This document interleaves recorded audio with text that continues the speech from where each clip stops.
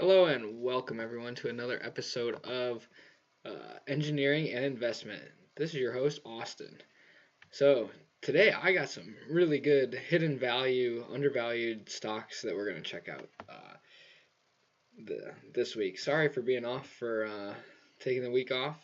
It's been crazy in my life, but we're back to it this week, and I did some extra homework, so I'm going to jump right in and get started talking about this company that I think could be a great value right now. So this company is ACOM, ticker ACM. What they do is they're an engineering consulting and construction firm. So someone has something engineering wise that they want built, they're going to come hire these guys to do the design work and then ultimately do the construction work as well. As we see here, if we take a look at our FAST Graphs, the fundamental analyzer, whatever, we got the share price ran way up past what its fair value was, and it has taken a massive cratering from the peak. So now we have our share price is fallen to 11.7 blended earnings. So Fast Graphs uses what they call blended PE, which is just a reweighted forward earnings based on taking into account some historical trailing earnings. I haven't calculated their weight, but I'm sure it wouldn't be too hard based on looking at their ratio and their current PE and the forward PE. So with that being said, I want to look at some of the forecasting and look at what their growth rate is. So right off the bat, I want to start with they're paying at this current price, they're paying like a 1.8% dividend yield, and they are looking like they're going to grow at roughly 13% year over year the next few years. They have about 11 analysts, give or take 10 analysts, give or take one or two, depending on when you're looking at it. If we look at, so this is the current projections. 1 month ago, they had lower out couple, so over time, it's actually gone up, which is what you want to see. Is the current projections are climbing upwards, which means perhaps they were overweighting some bad news. Let's take a look at how the analysts do with this stock. So if we look at it, ACOM usually more than often beats expectations, and then when 1 year forward margin, the analysts are pretty good at projecting, and 2 years the analysts are relatively good with 20% margin for error, which granted that's a decent margin for error, but this is an $8.8 billion company, so it's a pretty big company, but it's not ridiculous in terms of size. I want to talk about some of the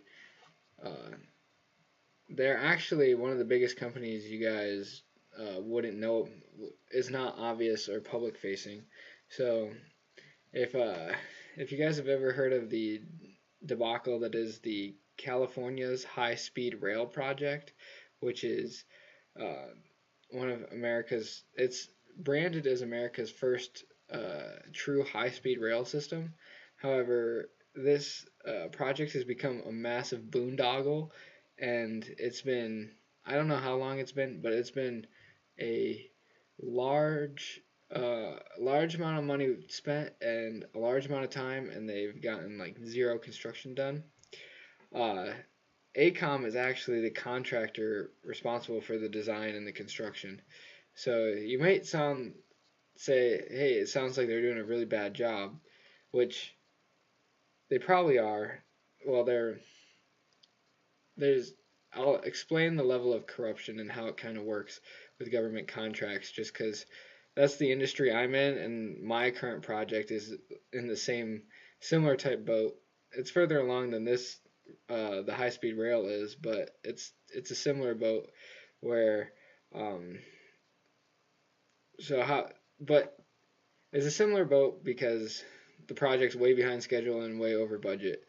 Uh, so how it works is these contractors will, okay, here's a price for the design and here's what it can do, and then you'll get a new crop of people come in and on the government side and be like change the requirements or change what it needs to do or change, there'll be some new regulation they need to meet. So then that causes a change to the contract, a change to the design, and then you go in a big circle. And overall, the company, ACOM, would get more money for having to redo designs and things like that, and it would extend the deadline. So ACOM, well, the high-speed rail project is $100 billion investment project.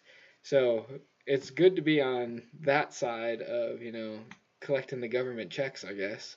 So it's in terms of business, I guess that would be if you're investing in this company, it would be like you're owning your own little slice of insider government contract work. Everything that people complain about with corruption with government contracts. If you're an investor in it, now you're an owner in this company that's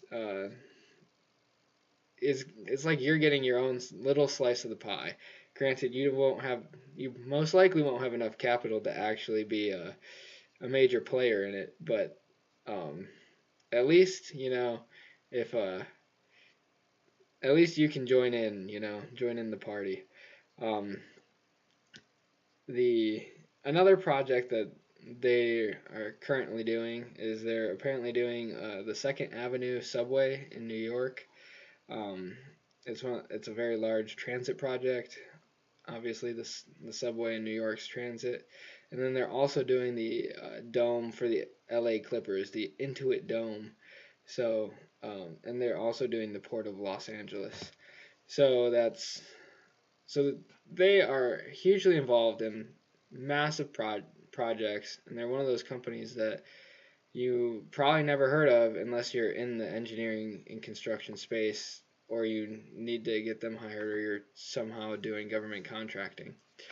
So in terms of the company, I think it's taken a huge dive, but if you look at if it trades back to a 15 PE, which it should, because if you get 13% growth on earnings and you get a 2% dividend, then you've hit 15% already.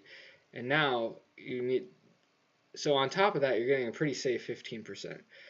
And then 15% is the bottom range of the goal.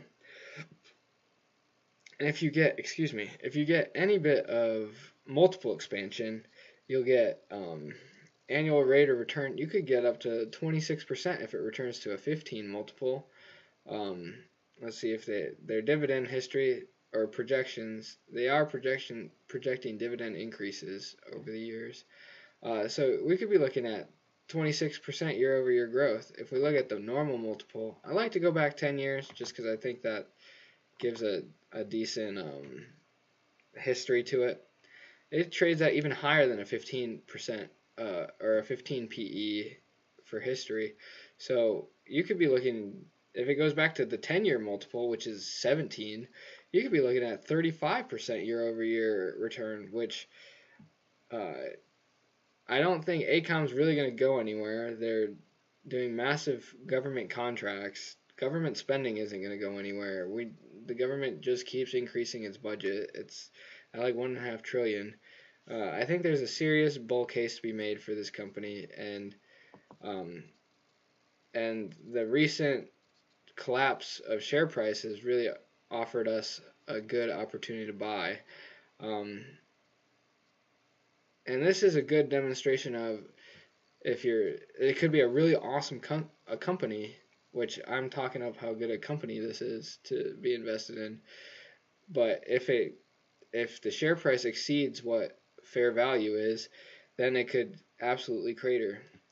And if we think about the future of this country and what like kind of infrastructure projects could be coming up, you got data centers, which data centers are their own kind of fad. But the nuclear energy build out, in which everyone has there's all these companies that have their own small modular reactor designs. There's going to need to be construction contracts for all that.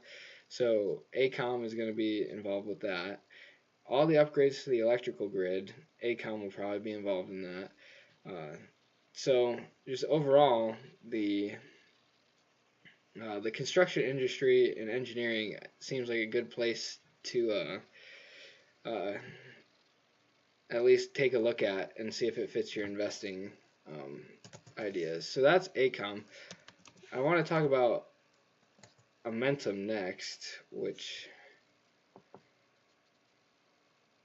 this is the company. So Amentum is a spin-off from AECOM, and I talked about them in my first episode, being part of the kind of the nuclear supply chain, but I didn't quite know what they did.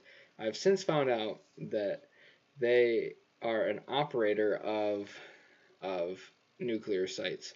So a little bit about Amentum is they're actually a spin-off from AECOM. So AECOM had an operating side of its business. So to explain that a little bit, AECOM would construct a facility and then operate it. Now they just construct the facility and for other folks to operate it.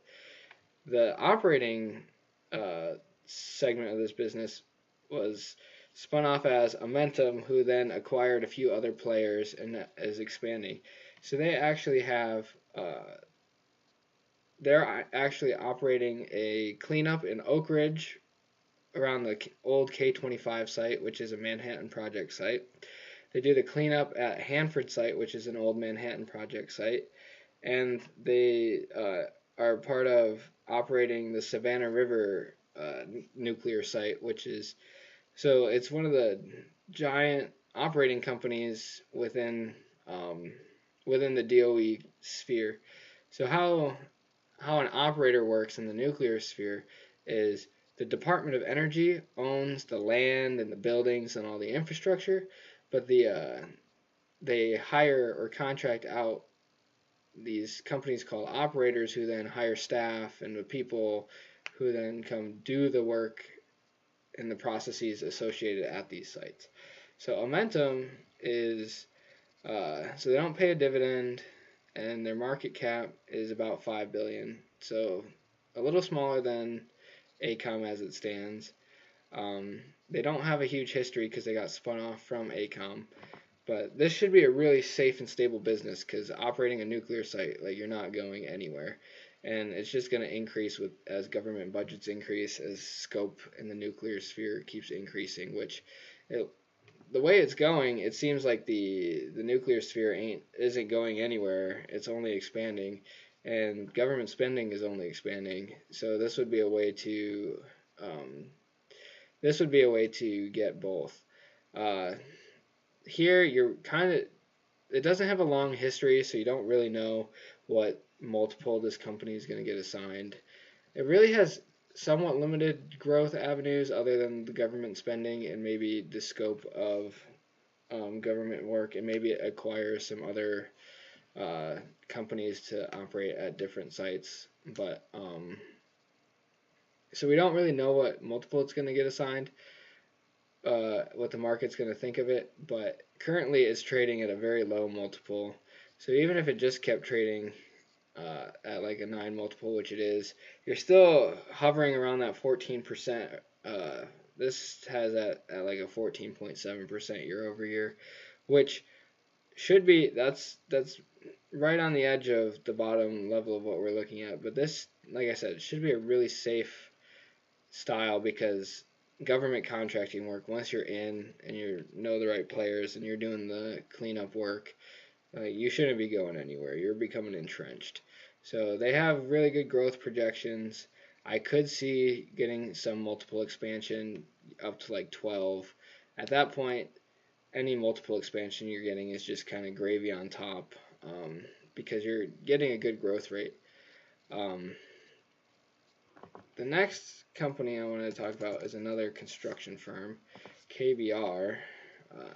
So they're another one of these engineering and design companies, they're a lot more cyclical than AECOM's growth graph. They've also taken a massive hit lately. It seems like this industry has just been um, really hit hard lately. They do pay a slight dividend right in line with what AECOM pays. So KBR was in the oil and gas industry specifically, and that's probably why it has the earnings chart that it does. But but lately they've been branching out into NASA and defense and space. So it's a bit of a change from what they have done historically. If we look at what they're estimating, um, there's not good growth estimates. So not all construction and engineering firms are built the same. KBR does have a good history of beating earnings, but it's not looking like it's not looking like a good projection currently. I mean, 11%.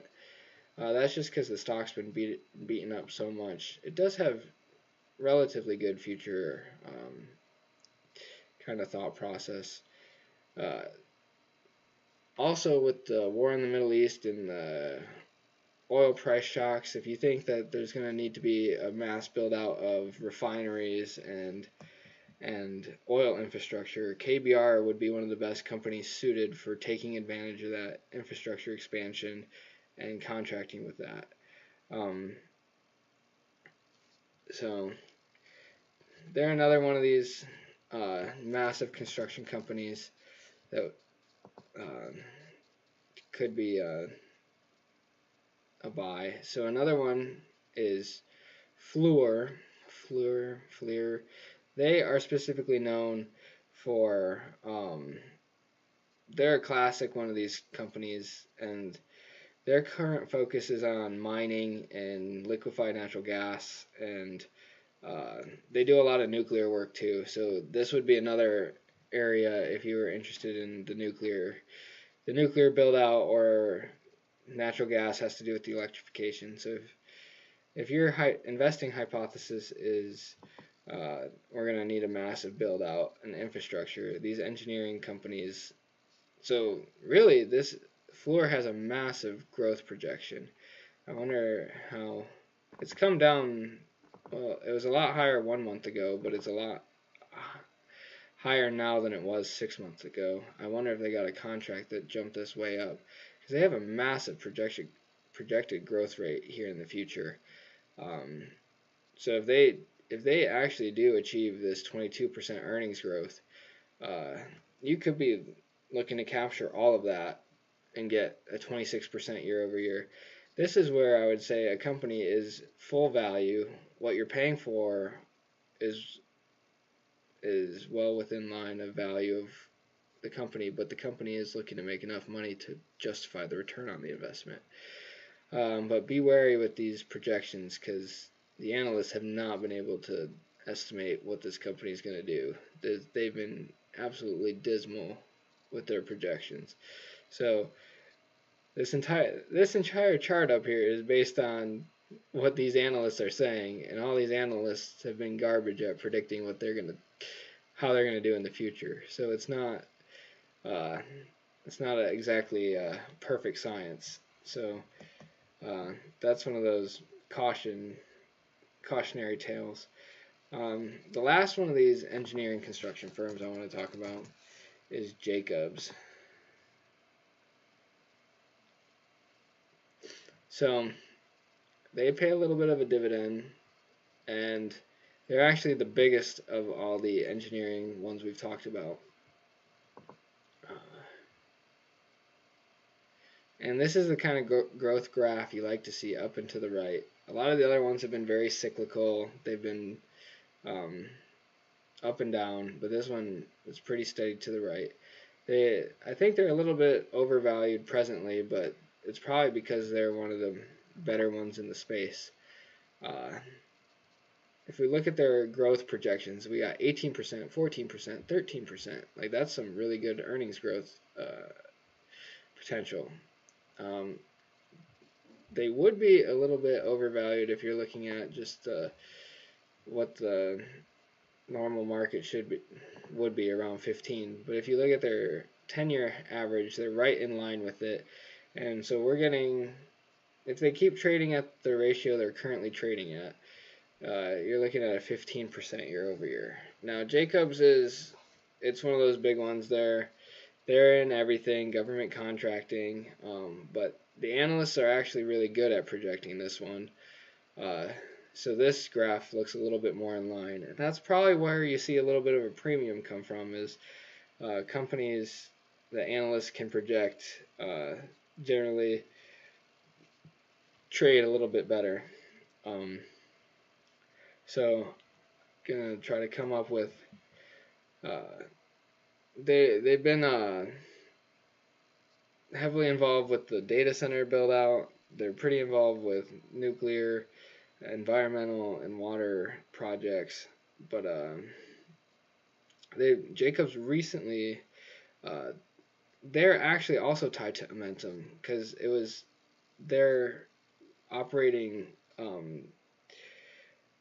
Momentum actually merged with Jacobs' operating arm as well. So that's how Momentum became so large so quickly. So that's actually an interesting tie, that Jacobs and AECOM tied together their operating arms to make Momentum. That being said, so I just want to summarize a takeaway from looking at all these construction companies is, I think AECOM looks like the best company out of them, and then next best looks like Jacobs. And I'm pretty bullish on AECOM, Momentum, and Jacobs. I think those were good-looking companies. I think Jacobs, if the price falls further and falls more in line, then you get a little bit more margin of safety, because you're not paying a premium multiple for the company, but it is a high-quality company. AECOM has taken a beating lately, and this would be a good opportunity to buy a really solid company at a very steep discount. And Momentum is a stable player in the nuclear sphere and is not going to go anywhere, because it's critical infrastructure and operating in an ever-expanding industry and government contracts. So that would be a good area to get into government contracts at a decent price. The next company I wanted to look at was a revisit of this company, because they've had an earnings report come out, and their price has fallen a lot. So they're still looking relatively overvalued based on where their earnings are going to be.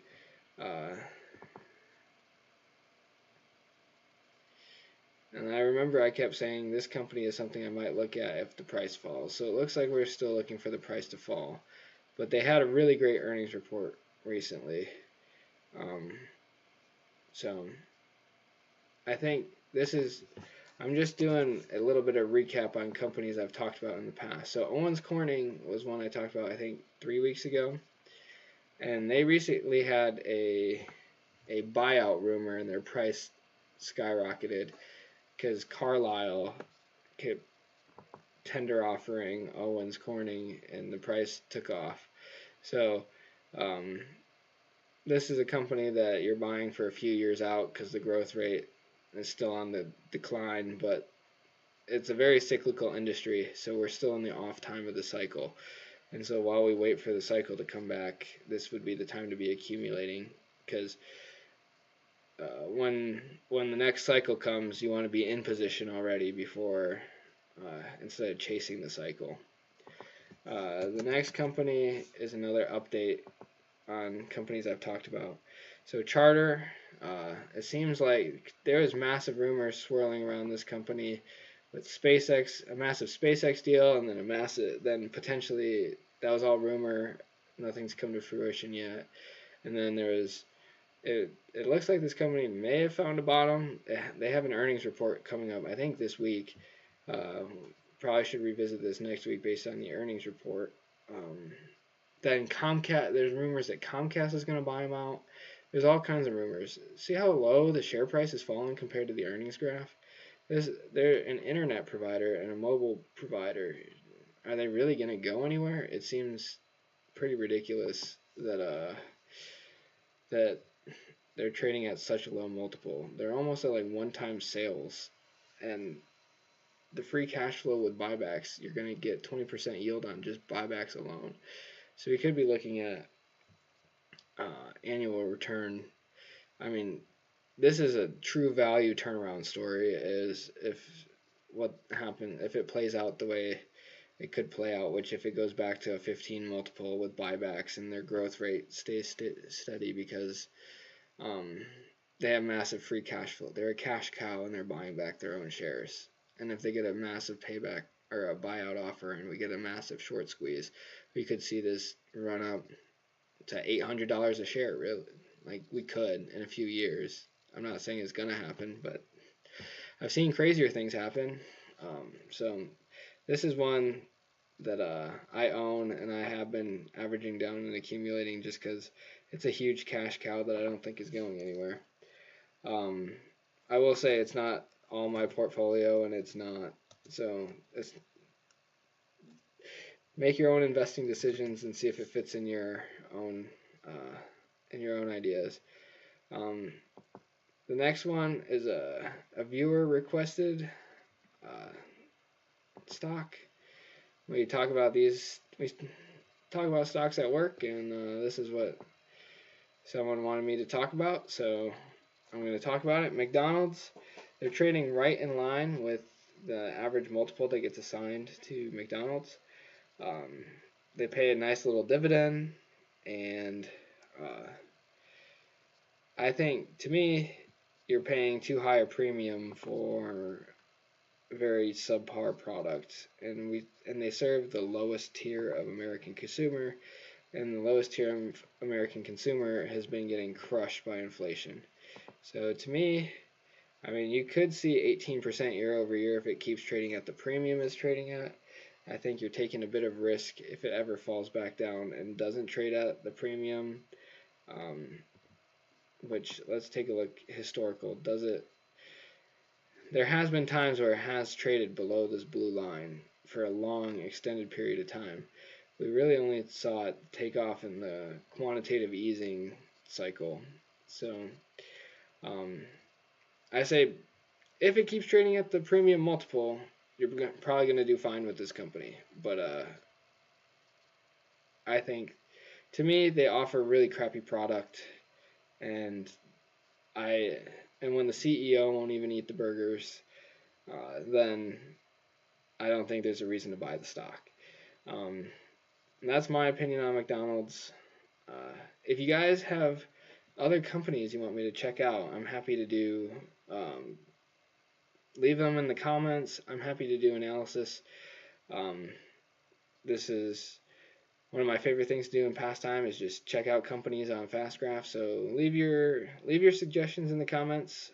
Like, subscribe, share with 2 or 3 friends, or even 6, 7 friends. Let's. If you like my analysis, come back. I try to do this weekly. This is. With all that being said, I'll see you guys next week.